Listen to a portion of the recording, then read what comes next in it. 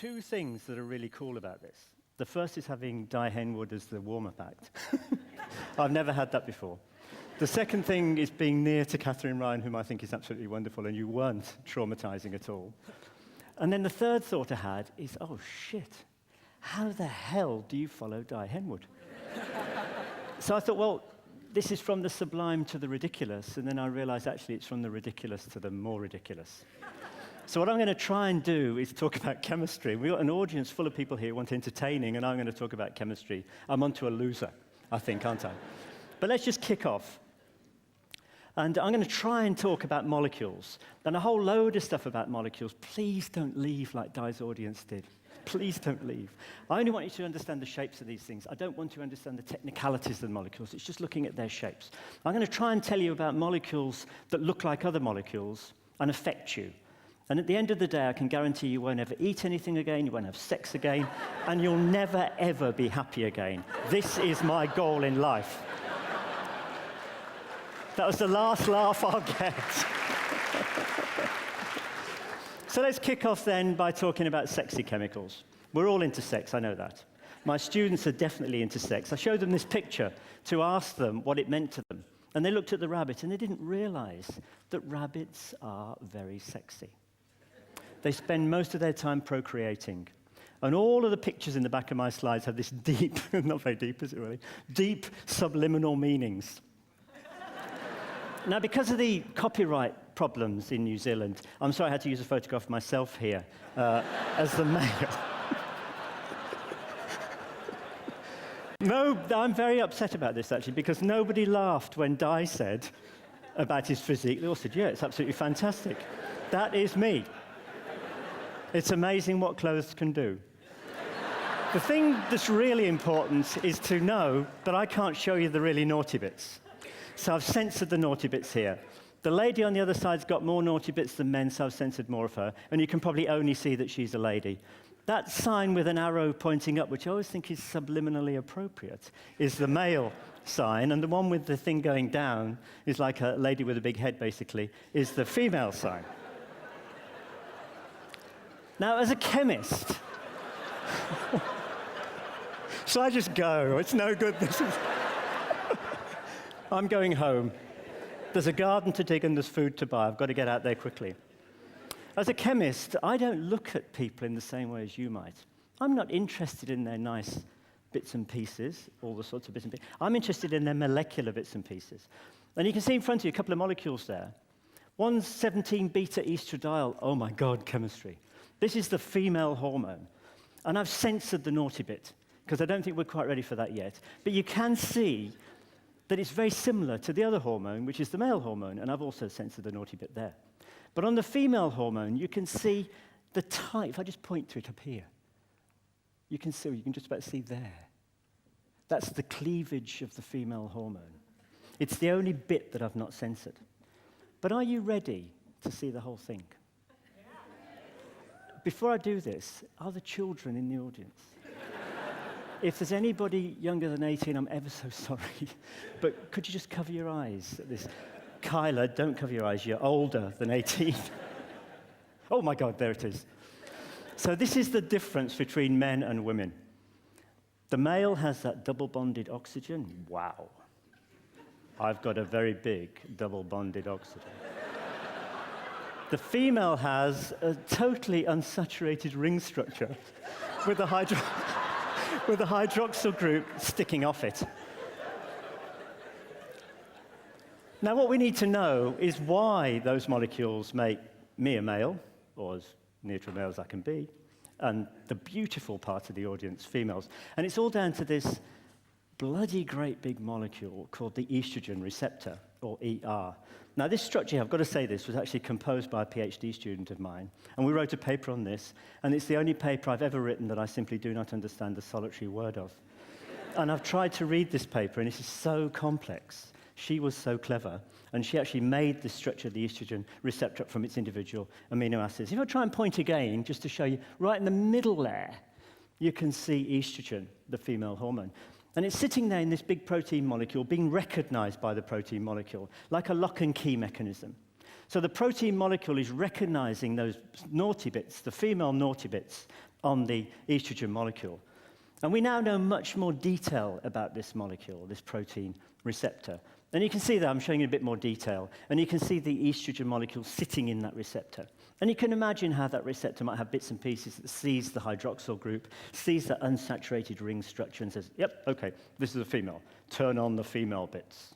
Make the mammary glands grow, make the uterus, make the ovaries grow, and so on and so forth. And that happens, of course, when the child's in utero and it's developing into a female. So if we go back and just remind ourselves about those two structures, you can see the differences now. And you can see the bits and pieces, perhaps, that might be recognized. And again, just pointing at some of these, this group here, this hydroxyl, the fact it's got those ringy bits there, and there's a long ringy bit between the two, is all what's recognized. And you can see very clearly that there's a clear difference in the male hormone. That double-bonded O thing is quite different. And if we put them on top of each other, you can see the naughty bits line up, which is good. That's very important in all contexts. But they're different. And that double bond O bit simply isn't recognized as female, and therefore males are male and females are female. So if we look at some other molecules, we've got testosterone on the top, estradiol or estrogen, 17-beta estradiol on the bottom. And in the middle, I put another molecule. And if you look at that, you can see there's a lot of similarities between that and the female hormone. And that molecule in the middle is a really rather important molecule, and it's called ethinyl estradiol. And you're all thinking, get on with it, we don't want to know about this junk. But that molecule is crucially important because it's the contraceptive pill. And it was designed to look like the female hormone, but not quite to work like it. So it goes into that receptor molecule, it sits there, and it don't ever come off. Well, it does actually, but after a long period of time. It doesn't activate that receptor. It just says, stay here, and doesn't let estrogen in, therefore stops the female response. So we now know that there are molecules that look like hormones, but aren't exactly hormones, that they can fit into that receptor molecule, they can do things, and they can fool that cell into thinking it might be a female. Now, when cells evolved, when we all evolved all those millions of years ago, we evolved in a lovely, pristine environment. Our Prime Minister tells us that New Zealand is like that now. He should be here. Are you here, John? No, he didn't come today. Perhaps he should be. We had a thing called the Industrial Revolution, right about the 1880s. And during that Industrial Revolution, a whole load of chemicals were synthesized. These chemicals, of course, were synthesized after the estrogen receptor was made and evolved. Just to give you an example, I could only find data from about 1960s, but look at the number of chemicals that have been registered since the 1960s. We've got 88 million chemicals by 2006. So these huge number of chemicals, some of them are going to look like the female hormone. Oh dear. And in fact, some of them do, and here's one of them. This molecule is bisphenol A, which I talk about a lot. It's involved in the manufacture of plastics, and it's out there in the environment, it's in our food, it's all over the place. It's used for, you notice I've got my spectacles on now, so it's quite clever. The glasses here are actually made from a plastic made from that bisphenol A. The fillings in your teeth, the top picture of teeth are the old sort of mercury fillings, dangerous and nasty, mustn't have those. The bottom ones are filled with bisphenol A fillings, which apparently are safe and lovely, and we should really have them. I think you'll all be pulling your fillings out when I finish this bit. The can has got a lining on the inside of the can, and the lining on the inside of the can is bisphenol A. Now, for some reason, the slide is not... There we are. It's advancing. There's 17-beta estradiol, just to remind you. Let's put the two on top of each other. Oh, my God, they look alike. Bisphenol A will sit beautifully in the female receptor and make women more women, which is good. Makes women more beautiful. But how about men? Now, I'm a really good example of a male. And even with this wonderful physique, which you saw in the photograph earlier, I have got female receptors. Oh, dear. Those female receptors are not normally occupied by the female hormone because they don't make much of that. But if you give me a bit of this, I might well be turning a little bit female. And in fact, the world is turning a little bit female. There's some quite controversial data, but now has been proved by Carlson, and it shows the sperm count going down from 1940 to 1990. It's going down even further now. This was confirmed in New Zealand then, just in case you blokes out there think, well, this is clean, pleasant, green New Zealand, we're okay here. You're not, actually. So your sperm count's on the way down, your possibility for procreation is going down too, fun is going up.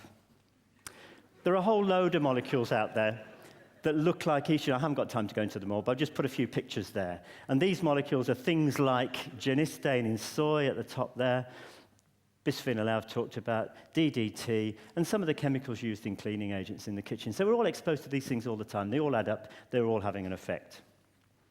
Probably time to talk about happiness now, isn't it? Because that's a bit depressing.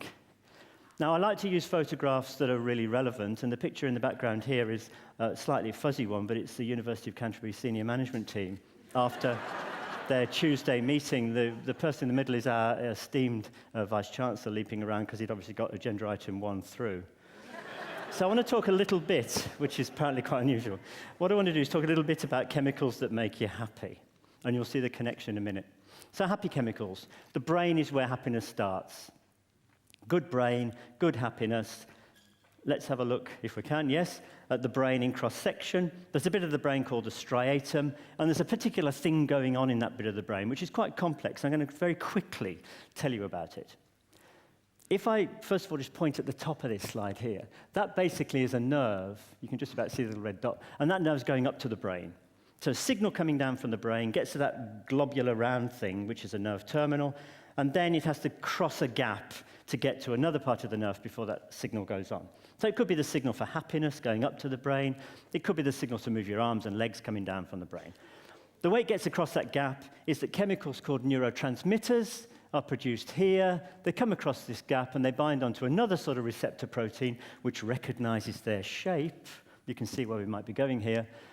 And they continue that process. Then when they're finished with, they get transported back into the inside and get used again. So let's have a look at a molecule. Here we go again. This is a molecule called dopamine, and this is present in your brain. And this is the happy chemical. We like dopamine. You, because I'm so wonderfully entertaining, that's actually not true. I've got lots of dopamine at the moment. In fact, your dopamine levels are going down like the sperm count, I should have given. So stop them going down. Laugh. Keep laughing. They're a very compliant audience, this lot.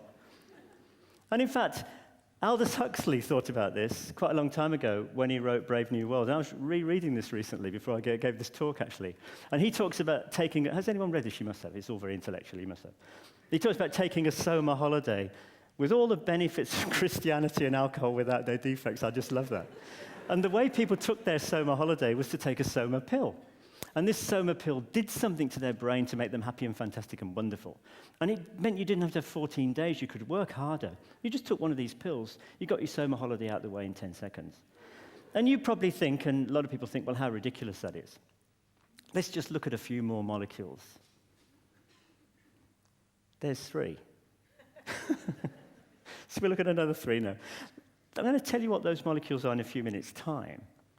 But when you take those molecules into the body, don't worry about all this chemistry junk, but when you take these molecules into the body, they get changed by putting a hydroxyl group on the bottom here. That's quite important, actually. I didn't want to have to go into this detail, but you'll see why in a few minutes' time. Now, if you look at that happy chemical, and you look at those molecules, you can, you don't have to be a Nobel laureate chemist to see there's some similarity between that happy chemical and those molecules. And if you do what I'm getting quite good at now, and that's ChemDraw. I love ChemDraw. It's an advert for them. And I draw these molecules that I can superimpose now. And my students go, oh, no, not again. Not another one. You can definitely see the similarities between them. So we could call all of these molecules happy molecules. Well, what are they? The first one's methamphetamine, or P. The second one's amphetamine, or speed. And the final one's benzylpiperazine, or BZP, or BZP. You can see I could design these molecules. And since New Zealand has introduced the psychoactive drugs bill, which allows us to legalize these things, I could start designing them and making a lot of money. So I'm going to. In fact, I have a practical class with my students where they actually do design them. We don't make them, you're not allowed to. But we do actually design some. We do actually design some. And the last one we designed was the latest one that's been, a license has been applied for in New Zealand, which I thought was quite clever. So the idea in Aldous Huxley was that you take your soma holiday. And here's a loads of kids taking a summer holiday. These are the students after my Biochemistry 212 lecture, I think.